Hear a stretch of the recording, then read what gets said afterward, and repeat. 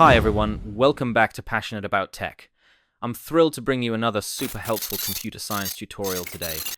In this video, we're diving into how to find saved Wi-Fi passwords on Windows Perfect if you've forgotten your password or need to share it with a friend. We'll use a couple of built-in methods to uncover those hidden passwords, even if the usual Wi-Fi settings path isn't working, and I'll share some tips to make it smooth. Whether you're on Windows 10 or 11, this works the same. So let's get connected and start exploring Stick with me. Alright, let's jump in. First, let's try the Control Panel method.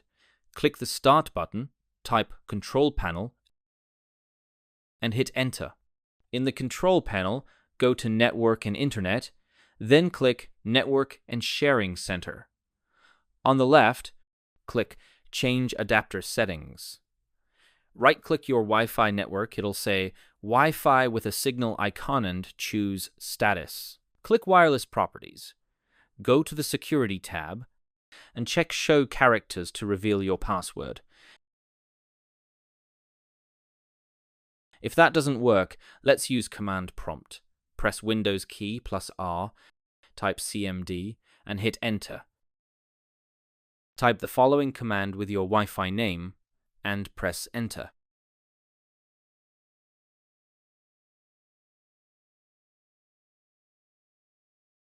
Look for key content that asks your password.